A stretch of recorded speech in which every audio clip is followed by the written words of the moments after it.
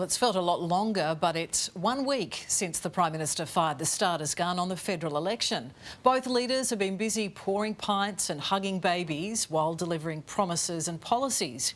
But have they won any votes? Ready to go? This is a good campaign. It looks like it. Sounds like it. Peter Dutton off to a fundraiser with billionaires. And even tastes like it. I'm trying to keep fit here for the campaign, and it's just about to go out the window. Yep, there's an election, and just 7 days in, we've seen more than enough promises, Higher wages and lower taxes. props, I feel I'm on a roll now. and protesters. We have no future in this country anymore. Don't we think that's kind of ridiculous? Mr. Dutton! Hello. Calling death! It's hard to believe all that came from the first week of a 5-week campaign. For the 18 million of us eligible to vote, there's a lot to unpack. And here to help, La Trobe University Professor of Political Communication, Andrea Carson. Andrea, what do you make of the campaign so far? Well, no one's wasting any time. The political leaders of the major parties and also the minor parties are fast out of the blocks, already putting a lot of election miles under their belts as they travel across states with their messages. Who in your mind has campaigned better so far? Well, I think it's in the eye of the beholder. But if I look at the data, so far we've got the coalition well outspending the Labor Party when it comes to online ads. And we're also seeing that the public are more likely to be Googling to look at Peter Dutton than they are for Anthony Albanese in this first week. But how important are the baby cuddles, are the pint pours, are all of the props? How important is that in terms of swaying votes? Visuals are everything, so these are super important. What politicians want, and the leaders especially, is that they're seen as likeable, trusted and family friendly. So if there's a baby to be picked up, they'll be picking up a baby. If there's a pint to be drunk, they'll be drinking the pint. And if there's a chance to shake hands with people, they'll be doing that as well. But optics can also be damaging in the rough and tumble of politics. A fall well handled, not necessarily campaign crushing.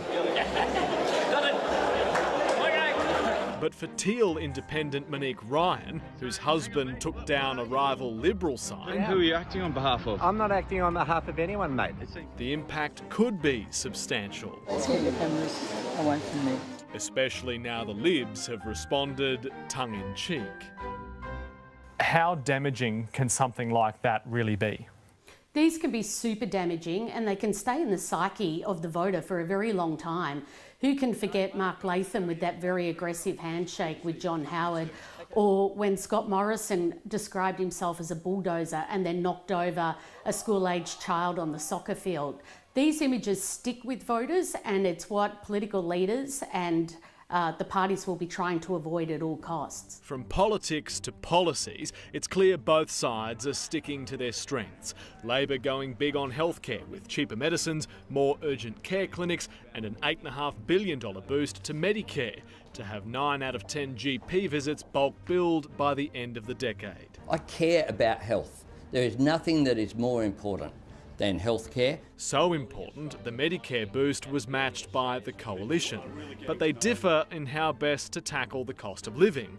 For Labor, it's in the form of a $150 energy bill rebate and modest tax cuts for workers taking effect from next year, worth $5 a week in year 1 and $10 a week from year 2 onwards. I think what Australians saw last night was a cruel hoax. It is something that we can afford. For the coalition, the relief is more immediate, but it's temporary. A halving of the fuel excise, if passed on by the petrol stations, will make filling a 55-litre tank $14 cheaper, but it would only be for 12 months. The cost of living is the number one issue for 70% of ACA viewers who responded to our online poll, with national security a distant second.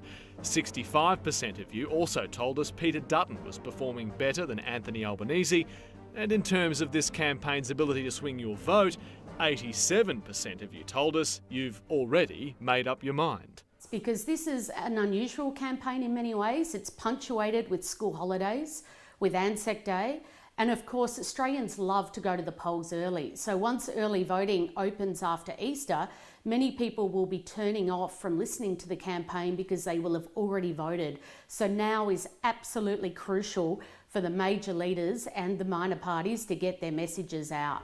And if there was a sting in week one's tail, it was this: Trump's blanket tariffs on imports to the US, including 10% on Australian goods.